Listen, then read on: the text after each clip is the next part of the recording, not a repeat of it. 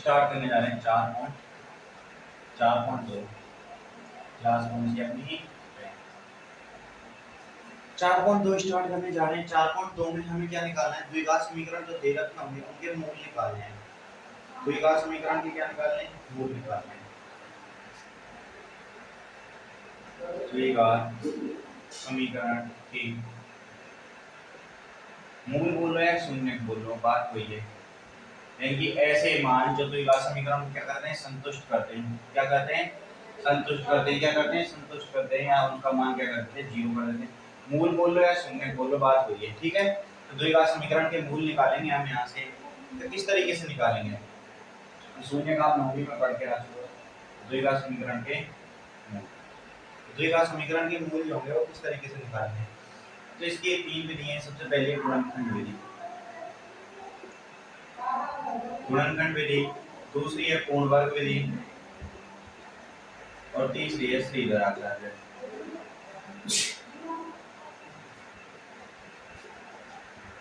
श्रीधर आचार्य, श्रीधर आचार्य, श्रीधर आचार्य।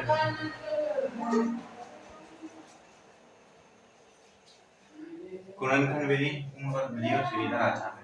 4.2 में जो है वो पहली विधि है गुणनखंड विधि। किस तरीके से करेंगे? जैसे कोई द्विघात समीकरण दे रखा है x² + x + 1, इसके क्या करने हैं? हमें मूल निकालने हैं। तो क्या करेंगे? इसका और इसका गुणा करेंगे, कितना आ रहा है? x², और ये कितना है? x। तो हमें x² को उस तरीके से डिवाइड करना है, x² को उन भागों में बांटना है। यानी कि हमें ऐसे दो मान लेके आने हैं जिनको जोड़ने पर तो x आए और गुणा करने पे x² है। जोड़ने पे x आए, गुणा करने पे क्या है? x² है। चलो x² + 2x मान, जोड़ने पे कितना है? 2x आए और गुणा करने पे x² है। तो इसको लिखेंगे x² + x + x + 1। इन दोनों में से x कॉमन लिया, क्या बचा? x + 1। अब इन दोनों में कुछ कॉमन आ रहा नहीं आ रहा, तो कौन कॉमन आएगा? 1, और क्या हो जाएगा? x + तो x + 1 यहाँ पे भी, यहाँ पे भी x + 1 आ गया कॉमन। यहाँ कितना बचा? x + 1, x + 1, x + 1 इनको 0 के बराबर रखेंगे। यहाँ से x + 1 = 0, x + 1 = 0, तो x बराबर आ गया -1 और x बराबर आ गया -का। ये जो निकल के आएंगे, ये क्या निकल के आएंगे? मूल निकल के आएंगे। इस तरीके से हम क्या करेंगे? गुणनखंड विधि, गुणनखंड विधि से हम क्या करेंगे? द्विघात समीकरण के मूल निकालेंगे। तो सबसे पहले स्टार्ट करते हैं। 4.2 में कह रहा है द्विघात समीकरण जो है, द्विघात समीकरणों के क्या ज्ञात करना है? मूल ज्ञात करना है। कैसी विधि से? गुणनखंड विधि से। 4.2 में कौन सी विधि लगानी है? गुणनखंड विधि। गुणनखंड विधि क्या लगानी है? गुणनखंड विधि। गुणनखंड विधि लगानी है तो क्वेश्चन नंबर पहला है, इसका पहला देखिए, x² - 3x - 10 = 0। x² - 3x - 10 = 0, यानी कि उनको जोड़ने पे कितना आना चाहिए? -3x, और गुणा करने पे कितना आना चाहिए? 10। गुणा करने पे -10, जोड़ने पे 3। तो ऐसे करना है। इसमें क्या करना है? गुणा करने वाली संख्याओं को लेना है, तो गुणा करने पे 10 आना चाहिए। इसका गुणांक 1 है, 1 × 10 करेंगे 10 आना चाहिए। 10 में कितने का जाएगा? 2 का, 5 बार 5 का, यानी कि 5 और 2 से रिलेटेड बन रहा है। तो 3x लेके आना है माइनस का, तो माइनस के 5x और प्लस के 2x का रहे तो माइनस के 3x आ रहा है। ठीक है, बिल्कुल। और इन दोनों को गुणा करने में माइनस के 10x² आ रहा है या नहीं आ रहा? इस तरीके से क्या करेंगे? हम गुणनखंड करेंगे। क्या करेंगे? इनके गुणनखंड करेंगे। तो करते हैं, जैसे x² है, x², ठीक है, तो x² का x², इसको कितना लिखेंगे? माइनस के 5x प्लस के 2x, -10 = 0। यहाँ से क्या कॉमन आएगा? x कॉमन आया तो x - के 5, यहाँ से कितना आएगा? प्लस के 2 कॉमन आएगा, कितना बचेगा? x - के 5 बराबर में 0। यहाँ से x + 2 या x - 5, x - 5 कॉमन आ गया, x - के 5, तो यहाँ कितना बचा? x, और यहाँ पे प्लस में बराबर 0। तो x - 5 = 0 या x + 2 = 0। तो x बराबर कितना जाएगा? यहाँ से 5, और यहाँ से x बराबर कितना जाएगा? -2। तो ये क्या निकल के आया? इन गुणनखंड के क्या निकल के आया? मूल। क्या निकल के आया? गुणनखंड के मूल। ये था पहला क्वेश्चन। इसी तरीके से दूसरा है 2x² - प्लस, पहला था, दूसरा है 2x² + x - 6 = 0। शायद ये 2x² + x, हाँ तो गुणा करने पे 6 गुणा 2 कितना आना चाहिए, 6 गुणा 2 माइनस के 12, गुणा करने पे कितना आना चाहिए माइनस का 12, गुणा करने पे कितना आना चाहिए माइनस के 12 और जोड़ने पे 1 आना चाहिए, माइनस के 12 और 1, इसको क्या है 4 और 3 करें, यहां से लिख देंगे 2x² प्लस के 4x कर देता हूं, प्लस के 4x माइनस के 3x माइनस 6 बराबर 0। अब यहाँ से 2 कितना आएगा, 2x कॉमन आ गया, 2x कॉमन आएगा, कितना बचा x, प्लस में 2x गया तो 2 बचा। इस तरीके से यहाँ से कितना कॉमन आएगा माइनस के 3, कितना बचेगा x प्लस में बराबर 0। x प्लस 2 x प्लस 2 है तो x प्लस 2 कॉमन आ गया, तो यहाँ कितना होगा 2x माइनस के 3 बराबर 0। यहाँ से x प्लस 2 बराबर 0 है तो, और 2x माइनस 3 बराबर 0 है, तो x बराबर कितना आ गया माइनस के, x बराबर माइनस के 2, और यहाँ से 2x बराबर कितना आएगा 3, और x बराबर कितना आ गया 3 बटे में 2। एक तो ये मूल निकल के आया, एक मूल ये निकल के आया, ये दो मूल निकल के आए इसके। तो गुणनखंड विधि से हम इस तरीके से करते हैं, इन दोनों को उतारें। ये क्वेश्चन नंबर पहले की चल रहे हैं, अभी पहले के ही।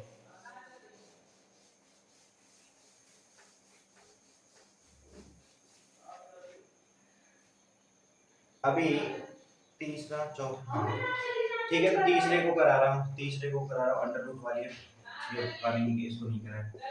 तीसरा है under root 2 x square plus 7x plus 5 under root 2 बराबर के 0, प्लस 5 अंडर रूट 2 बराबर 0, ये दे रखा है। तो क्या करना है, अंडर रूट 2 एक्स स्क्वायर, अब इनका गुणा कराना है, तो 5 अंडर रूट 2 गुणा अंडर रूट 2, तो कितना निकल के आएगा, अंडर रूट 2 गुणा अंडर रूट 2 10 आएगा, 2 आएगा ना, तो 5 गुणा 2 बराबर के 10, कितना आएगा 10।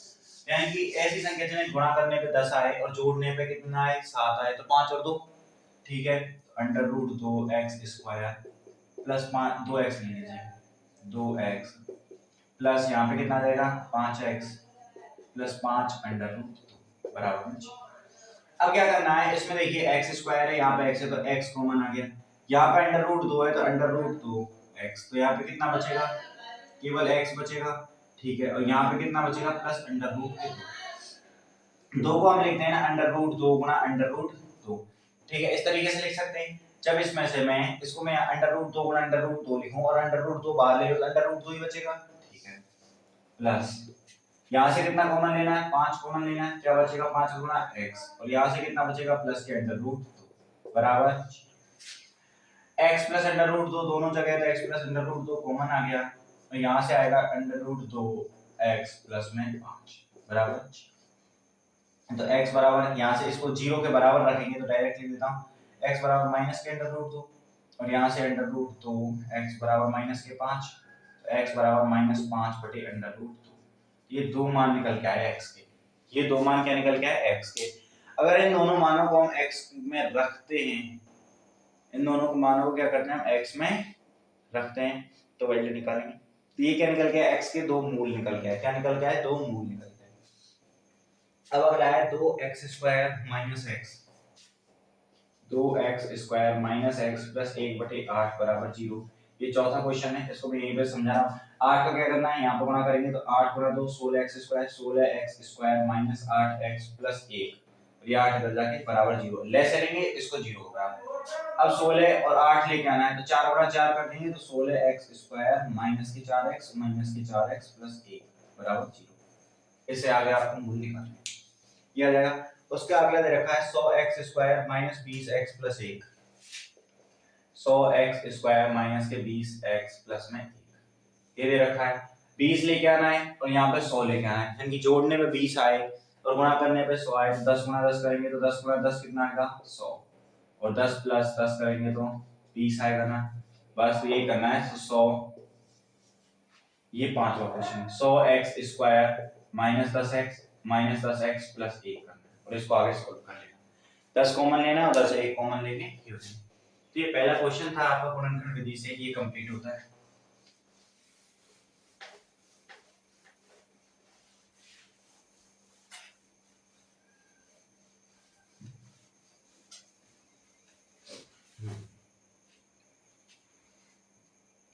अब दूसरा कह रहा है उदाहरण 1 में दी गई समस्याओं को हल कीजिए। उदाहरण 1 जो आपका चार प्रश्नावली स्टार्ट हो रही है उस टाइम का ये पहला उदाहरण है।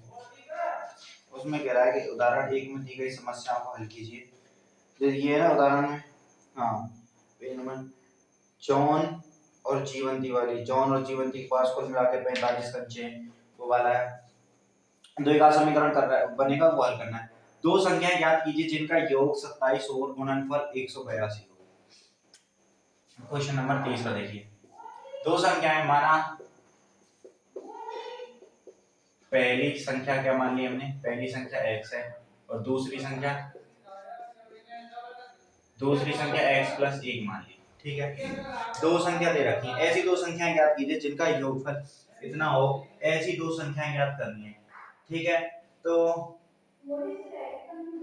क्या याद करना है, ऐसी दो संख्याएं ज्ञात करनी है जिनका योगफल कितना हो। चलो पहली मैंने x मान ली, हमें कह रहा है दो संख्याएं ज्ञात कीजिए, योग कितना हो, उनका योग होना चाहिए 27 और गुणनफल कितना होना चाहिए,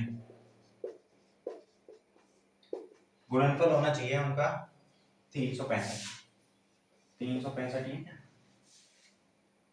नहीं, गुणनफल 182 गुणनफल होना चाहिए 182। तो पहली संख्या यदि x है, योग 27 है, दूसरी संख्या 27 माइनस x निकलेगी, बिल्कुल निकलेगी, ठीक है। तो इन दोनों का गुणा कराएंगे हम, x और 27 माइनस x, इन दोनों का गुणा कराएंगे, वो 182 के बराबर है, 182 के बराबर है, ठीक है। तो 27x माइनस एक्स स्क्वायर बराबर 182। इसको मैं इधर लेके आऊं तो minus x square plus 27x, और इसको भी इधर लेके आए तो क्या हो जाएगा, माइनस का 182 बराबर 0।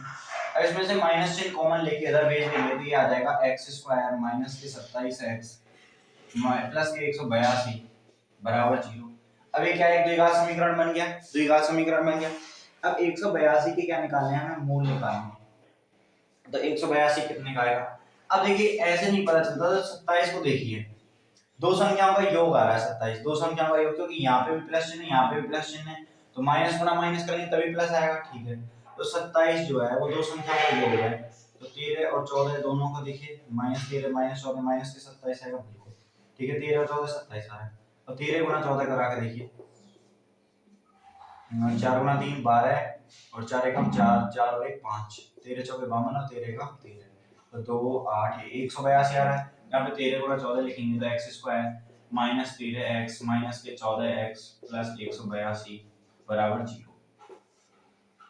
यहाँ से x तो x माइनस 13, यहाँ से माइनस के 14 कॉमन लेंगे तो x माइनस के 13 बराबर 0।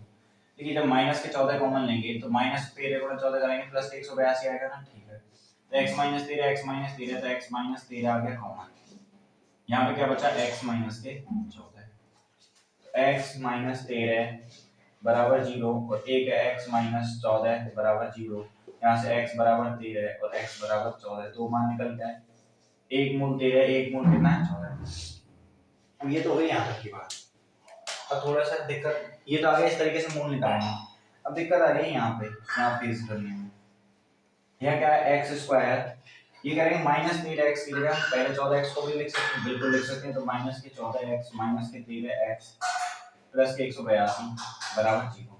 देखिए 13 14 इसकी कंडीशन चेंज करके देखते हैं, ठीक है। यहाँ से x कॉमन लिया, कितना बचा x माइनस 14, यहाँ से माइनस 13 कॉमन लेंगे कितना बचेगा x माइनस के 14 बराबर में, यहाँ से x माइनस 14 कॉमन है, x माइनस के 14 कॉमन, यहाँ से क्या बचा x माइनस के 13, देखिए x माइनस 13 x माइनस 14 वही आ रहा है ना। ऐसे आगे पीछे लिखने से कोई दिक्कत है नहीं, क्योंकि हम जानते हैं योग में हम क्रमनिर्मित योग और गुणात्मक क्रमनिर्मित नियम का पालन कर सकते हैं। ये तीसरा क्वेश्चन जल्दी उतारिए। सजदे सर झुकता है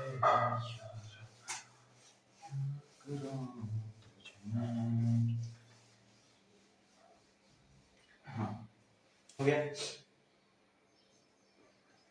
अब है क्वेश्चन नंबर 4, क्वेश्चन नंबर ये कह रहा है कि दो क्रमागत धनात्मक पूर्णांक ज्ञात कीजिए जिनके वर्गों का योग 365 हो। दो क्रमागत धनात्मक पूर्णांक माना पहली संख्या कितनी मान ली x, तो दूसरी कितनी आएगी, दूसरी संख्या x प्लस 1, क्योंकि दो कैसे लेने क्रमागत लेने, दो कैसे लेने क्रमागत लेने, और हमसे कह रहा है उनके वर्गों का योग, इनके वर्गों का योग। अब x है, x का स्क्वायर करेंगे तो प्रश्नानुसार हमें दे रखा है x, तो x का वर्ग कितना हो गया x square plus x plus 1 का स्क्वायर बराबर 365, यानी कि ये दोनों जो पूर्णांक है क्रमागत, इनके वर्गों का योग करेंगे तो 365 आएगा। कितना आएगा? 365 आएगा। तो हमें वो दोनों संख्या है पूछ रहा है, सीधी सीधी बात ये करें तो x स्क्वायर का तो x square plus a plus b का होल स्क्वायर तो a square plus b square plus 2ab तो 2x बराबर 365। अब यहाँ से x square 2x square plus के 2x प्लस का 1 बराबर 365। यहाँ से इसको लिखेंगे हम 2x square plus 2x plus 1, इसको इधर लेके आएंगे तो माइनस के 365 हो जाएगा बराबर के 0। अब देखिए ये प्लस का है कि माइनस का 364 बचेगा तो 2x square plus 2x minus के 364 बराबर में 0। अब इसको देखिए, इसमें यहाँ पे भी 2 है, यहाँ पे भी 2 है, 2 है तो 2 कॉमन ले लेता हूँ मैं, 2 कॉमन लेता हूँ, क्या बचेगा x स्क्वायर प्लस के x और माइनस के 1 8 2 182 बचा बराबर में 0। अब इस 2 को मैं इधर भेजूंगा तो 0 हो जाएगा, तो इसको ऐसे लिख सकते हैं 0 डायरेक्ट, यहाँ से 2 कॉमन लेंगे तो COMMO 2 कॉमन लेंगे तो 2 कहाँ गया? 2 यहाँ गुणा में, यहाँ जाके भाग में होगा, 0 इंग्लिश की संख्या को गुणा करो या भाग करो क्या आएगी 0। अब x square plus x minus 182, अब 182 के तो 13 और 14 आते हैं, ठीक है, ये हम करके आ चुके हैं पिछले क्वेश्चन में। तो x square plus 14x minus 13x minus 182 कर दें बराबर 0। 13 और 14 आएंगे तो देखो बड़े प्लस की x लेके आ रहा है तो प्लस की संख्या को पॉजिटिव कर दो, और 13 गुणा 14 करेंगे तो कितना है 182 और माइनस चिन्ह तो माइनस चिन्ह आ रहा है, और जोड़ने में प्लस का x आ रहा है बिल्कुल। यहाँ से x कॉमन लिया तो x प्लस 14 बचा, ठीक है, माइनस 13 कॉमन लेंगे तो यहाँ से x प्लस 14 बचेगा बिल्कुल बराबर में 0, और यहाँ से x प्लस 14 कॉमन लेंगे तो कितना बचेगा x माइनस 13, x माइनस 13, तो x माइनस 14 बराबर 0 आ रहा है एक तो, और एक आ रहा है x माइनस 13 बराबर 0 निकल गया है। इसी तरीके से निकल गया है बिल्कुल। तो यहाँ से x की वैल्यू कितनी आ गई 14, और यहाँ से x की वैल्यू x प्लस 14 है, सॉरी x प्लस 14 है, और x की वैल्यू कितनी आ गई तो 1 13 आ गया, x की वैल्यू क्या आ गई 14 आ गई, 1 13 आ गई और 1 क्या आ गई 14 आ गई। ये कौन सा है? क्वेश्चन नंबर 4 है, 4.2 का। क्या करना है? पहली संख्या दे रखी है वो हमने x मान ली, तो दूसरी संख्या x प्लस 1, दोनों क्रमागत पूर्णांक हैं। कैसे पूर्णांक है? क्रमागत पूर्णांक दिया है हमें, क्या दिया है? क्रमागत पूर्णांक। क्या दे रखा है? क्रमागत पूर्णांक दे रखा है। तो पहला क्रमागत पूर्णांक x मान लिया, दूसरा x प्लस 1 हो गया दोनों, ठीक है। अब हमें कह रहा है प्रश्न में कि इन दोनों का वर्ग कीजिए, इन दोनों का वर्ग, x का वर्ग x स्क्वायर, x प्लस 1 का स्क्वायर, x प्लस 1 का होल स्क्वायर, और इन दोनों का वर्गों का योग जो है वो 365 के बराबर है, बस उनका योग किया। और ये आप जानते हो कि 365 को इधर ले जाएंगे, एक बचेगा 364, 2 कॉमन लिया है, 2 कॉमन लेने पर जैसे हम 2 कॉमन लेंगे तो 2 को इधर भेजेंगे तो 0 में चल जाएगा, और ये हम पहले ही करके आ चुके हैं। यहाँ पे फर्क इतना था, तो यहाँ पे प्लस का चिन्ह आ रहा था, यहाँ पे प्लस का चिन्ह आ रहा था, यहाँ पे 27x था, इतना फर्क था। अब यहाँ पे x है, माइनस का चिन्ह आ रहा है, गुणनखंड 13 और 14 है, उतारिए।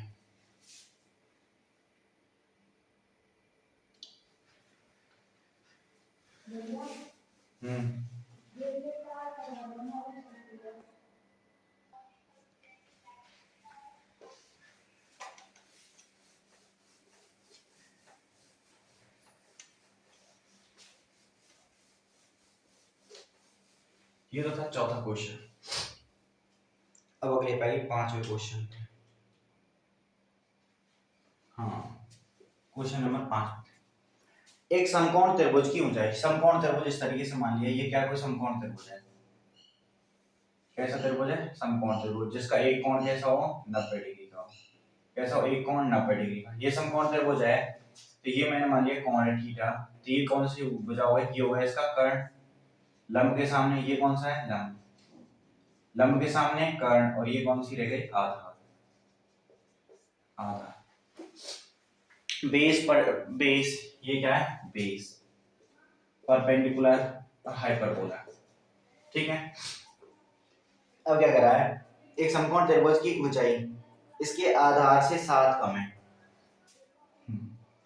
माना ए बी सी, समकोण त्रिभुज ए बी सी, समकोण त्रिभुज ए बी सी का आधार, इसका जो आधार मान लेते हैं वो हमने क्या मान लिया, आधार बराबर x है, ठीक है। अब उसके बाद क्या करें, आधार ये x दे रखा है, ठीक है, और इसकी ऊंचाई जो है, समकोण त्रिभुज का आधार x है, हमने ऊंचाई हमें दे रखी है, ऊंचाई कितनी दे रखी है, ऊंचाई बोल रहा है, ऊंचाई दे रखी है हमें, ऊंचाई इसके आधार से 7 कम है, 7 सेंटीमीटर क्या है, कम है, ये x सेंटीमीटर है तो 7 सेंटीमीटर ऊंचाई कम है आधार से, तो x माइनस 7 सेंटीमीटर, ये क्या हो गई, इसकी ऊंचाई हो गई, ठीक है। अब इसका कर्ण 13 सेंटीमीटर का हो, कर्ण जो दे रखा है, कर्ण दे रखा है 13 सेंटीमीटर का, कितने का, 13 सेंटीमीटर का। अब समकोण त्रिभुज है, हमने मान लिया एबीसी समकोण त्रिभुज है, ये आधार हो गया, ये लंब हो गया, ये कर्ण हो गया। हम आधार हमने x मान लिया, ऊंचाई हमें दे रखी है, ऊंचाई यानी कि लंब, ऊंचाई यानी कि लंब दे रखा है कि आधार से 7 सेंटीमीटर कम है, तो आधार x है तो x माइनस 7 क्या हो गया, इसकी ऊंचाई हो गई। कर्ण दे रखा है ये, और समकोण त्रिभुज में हम जानते हैं पाइथागोरस प्रमेय से कर्ण का स्क्वायर बराबर आधार का स्क्वायर प्लस में लंब का स्क्वायर या ऊंचाई का स्क्वायर, लंबे ऊंचाई वो तो बात हुई है, ठीक है। कर्ण कितना दे रखा है, 13, 13 का स्क्वायर 1, 13 का स्क्वायर कीजिए, 13 का वर्ग, 13 का वर्ग बराबर आधार कितना है x, तो x का स्क्वायर प्लस लंब कितना है x माइनस 7 का स्क्वायर, 13 का स्क्वायर 169 आएगा बराबर x का square x square plus x square plus में 49 माइनस 2ab, तो 2 गुना 7 14 माइनस के 14x। अब यहाँ पे x स्क्वायर 2x स्क्वायर हो गया, इसको मैं इधर ले लेता हूँ, 2x स्क्वायर माइनस के 14x प्लस में 49 बराबर 169, बराबर में 169। अब क्या करेंगे, ये 2x स्क्वायर है, 169 को इधर लेके आएंगे तो ये होगा 2x स्क्वायर माइनस के 14x प्लस के 49 माइनस के 169 बराबर में 0। अब ये कितना 49 है, ये 69 है, इसमें से जाएगा तो 120 बचेगा, तो 2x स्क्वायर माइनस के 14x माइनस के 120 बराबर में 0। अब यहाँ से सब में से मैं 2 कॉमन ले सकता हूँ, यहाँ से 2 कॉमन लेंगे तो कितना बचेगा, 2 कॉमन लेने पे x स्क्वायर माइनस के 7x और माइनस के 60 बराबर 0। क्यों 2 कॉमन लेके क्या किया, यहाँ से 2 कॉमन लेने पे 2 कॉमन लेने पर जैसे हमने 2 कॉमन लिया तो देखिए 2x स्क्वायर, तो 2 कॉमन लिया, x स्क्वायर बचा माइनस के 7x माइनस के 60 बराबर 0। अब 7 लेके आना जोड़ने पे और इस गुणा करने पे कितना आना चाहिए, 60 आना चाहिए, तो हम जानते हैं 12 गुणा 5 12 पंजे 60, 12 गुणा 5 कितना होता है, 60 होता है, तो माइनस का लेके आना है तो 12 किसका लेंगे, माइनस का प्लस का 5 कितना आ जाएगा, 7 आ जाएगा, दोनों गुणनखंड फिक्स बैठे, ठीक है। तो x स्क्वायर 7 लेके आना है तो माइनस के 12x, यहाँ पे लिखेंगे प्लस के 5x माइनस के 60 बराबर में 0। यहाँ से x कॉमन लिया, कितना बचा, x माइनस 12, और इधर से 5 कॉमन लिया, कितना बचा, x माइनस के 12 बराबर में 0। अब यहाँ से x माइनस 12, यहाँ से x माइनस 12, तो x माइनस 12 क्या आ गया, दोनों में से कॉमन आ गया, ठीक है। और यहाँ पे x बच गया, x प्लस में 5 बराबर में 0, तो x माइनस 12 बराबर 0, यानी कि x बराबर 12 आएगा, और एक आ गया x बराबर के माइनस के 5, ये दो निकल के आएंगे, ठीक है। क्या निकल के आ गया, एक तो आ गया x बराबर 12 और एक निकल के आएगा x बराबर माइनस के 5, तो 0 के बराबर करेंगे, यहाँ से 12 आएगा, यहाँ से माइनस 5। अब हमें क्या ज्ञात करनी है, भुजा ज्ञात करनी है, क्या भुजा कभी माइनस में होगी, नहीं होगी, माइनस में हो सकती है क्या, नहीं हो सकती, तो माइनस वाली को लेंगे नहीं है, क्यों, क्योंकि कब भुजा की लंबाई जो होती है कभी माइनस में होती नहीं होती, लंबाई माइनस में नहीं होती, तो x बराबर 12 यानी कि 12 सेंटीमीटर, x का मान कितना आ गया, 12 सेंटीमीटर, तो x का मान 12 सेंटीमीटर है तो ऊंचाई कितने सेंटीमीटर आ जाएगी, 12 माइनस के 7 बराबर में कितने आ गई, 5 सेंटीमीटर, कितनी आ गई, 5 सेंटीमीटर, 12 में से 7 गए तो कितना बचा, 5 सेंटीमीटर, यानी कि आधार उसका 12 सेंटीमीटर का है, ये कितने का है, 12 का, ऊंचाई कितनी है, 5, और कर्ण कितना है, 13, और हम जानते हैं कि 13 का स्क्वायर 169 होता है, 12 का स्क्वायर 144 होता है, 5 का स्क्वायर 25 होता है, इनको जोड़ने पे 169 आता है, 169 बराबर 169 बराबर 169। ये क्या है, पाइथागोरस त्रिक है, त्रिक बोलते हैं, त्रिक, ट्रिक नहीं त्रिक, त्रिक, त्रिक आती है, ठीक है। तो कैसे करना है, हमें दिया हुआ है कि समकोण त्रिभुज है, उसका आधार कुछ भी मान लीजिए, ठीक है, ऊंचाई जो है वो x आधार से 7 सेंटीमीटर कम है, आधार x मान लिया, ऊंचाई 7 कम मान ली, कर्ण 13 दे रखा है, और हम जानते हैं समकोण त्रिभुज में ये कौन सी, पाइथागोरस प्रमेय, कौन सी, पाइथागोरस प्रमेय, पाइथागोरस, पाइथागोरस प्रमेय से हमने क्या लिख दिया, ऐसे लिख दिया। तो पाइथागोरस प्रमेय से इसको किया, हमने हल किया, जैसे हमारे पास क्या मान आ गया, एक मान तो प्लस में आ रहा है और एक मान आ रहा है माइनस में, तो माइनस में लंबाई होगी नहीं होगी, तो किस में होगी लंबाई, प्लस में। ये पांचवा क्वेश्चन।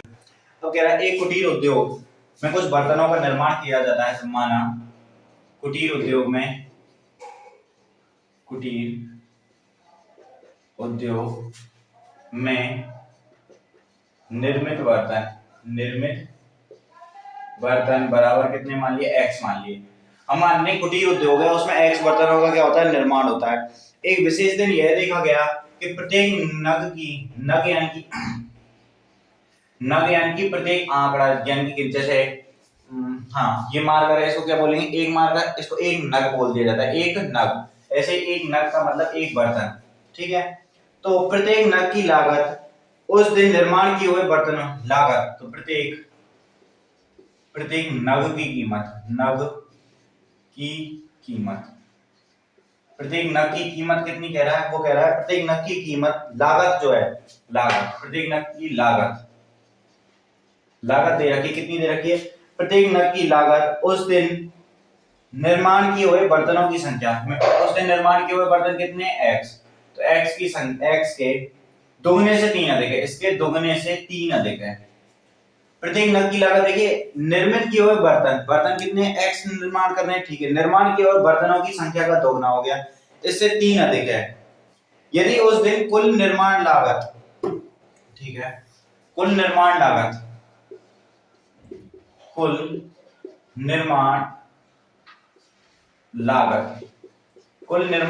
दे रखी है हमें 90 रुपए, कितनी दे रखी है, 90 रुपए, 90 रुपए कुल निर्माण लागत 90 रुपए दे रखी है। तो हमसे क्या पूछ रहा है, आगे पूछ रहा है, तो निर्मित बर्तनों की संख्या और प्रत्येक नग, यानी कि बर्तनों की संख्या ज्ञात करनी है और लागत ज्ञात करनी है प्रत्येक नग की।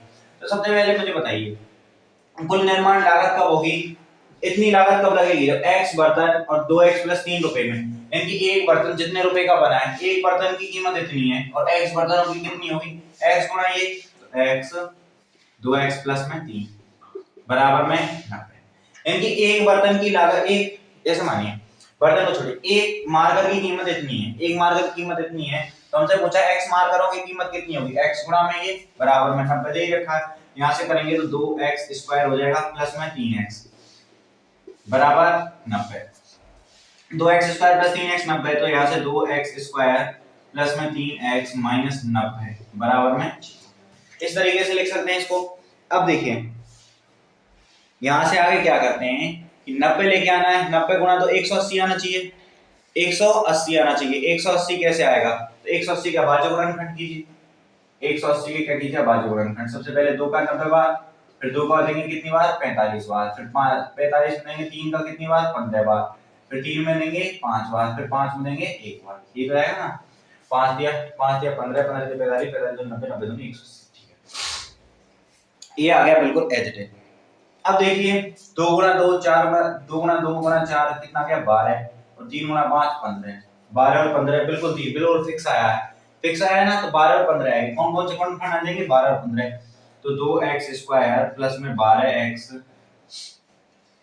अच्छा माइनस के 12 आएगा, x किसके आएगा माइनस के 12 प्लस के 15x माइनस के 90 बराबर में 0, यहां से हमने कितना 2x कॉमन लो, 2x कॉमन लिया तो x माइनस में 6 प्लस कितना कॉमन लिया 15, यहाँ पे कितना बचा x और 15 छक्की 90, x माइनस 6 कॉमन लेंगे, x माइनस 6 कॉमन लिया तो कितना बचेगा 2x प्लस में 15 बराबर 0, तो x माइनस 6 बराबर 0 आएगा, 1 और 1 आएगा 2, 2x प्लस 15 बराबर 0, यहाँ से x का मान कितना आ जाएगा 6 आएगा और यहाँ से x का मान कितना आएगा माइनस के 15/2, माइनस के 15/2। अब मुझे बताइए अब मुझे बताइए x क्या है यहाँ पे, x क्या है, बर्तनों की संख्या, तो बर्तनों की संख्या ऋणात्मक और आधी प्रति हो सकती है, आधी अधूरी हो सकती है, नहीं हो सकती, तो x बराबर -15/2 लेंगे कि नहीं लेंगे, तो कितना लेंगे, x बराबर 6,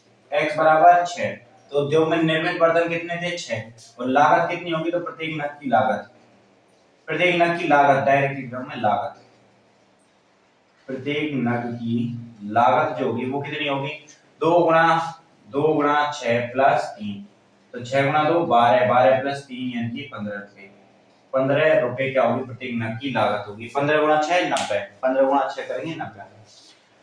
वो कह रहा है एक कुटीर यानी कि लघु उद्योग होते हैं, जैसे लघु उद्योग से भी छोटे होते हैं, छोटे लेवल के, उसमें निर्मित बर्तन x मान लिए, ठीक है। अब वो कह रहा है प्रत्येक नग की लागत यानी एक बर्तन की लागत जो है वो उसके जितने बनाए गए टोटल बनाए गए उसके दुगने से 3 अधिक है, जितने बनाए हैं ना उसके दुगने से 3 अधिक है, फिर कुल निर्माण लागत इतनी दे रखी है, तो क्या करना है, जब एक बर्तन की एक नग की कीमत इतनी है तो x नगों की कीमत कितनी होगी, x को गुणा करेंगे, x को गुणा किया और ये आप पहले से करते आ रहे हैं। अब माइनस वाली संख्या लेंगे नहीं क्योंकि x क्या है हमें पता है, बर्तन है, बर्तन माइनस में नहीं बनते हैं और ना ही बर्तन पॉइंटों में बनते हैं कि आधे अधूरे बनते हैं, नहीं बनते, पूरे बनते हैं, x बराबर 6 लेंगे, जैसे x बराबर 6 लिया हमारे पास, ठीक है। इसी के साथ 4.2 खत्म होती है यानी कि गुणनखंड विधि, कौन सी विधि, गुणनखंड विधि आपकी क्या हो जाती है, खत्म हो जाती है। अब आगे स्टार्ट कर लेंगे 4.3, 4.3 में पूर्ण वर्ग विधि होगी, कौन सी विधि, पूर्ण वर्ग, उसमें ऐसे ही मान दे रखे होंगे आधे अधूरे, उनको पूर्ण वर्ग बनाना है, स्क्वायर में लेके आना है, किस में लेके आना है, स्क्वायर में, ठीक है। तो यहां तक करके आइए।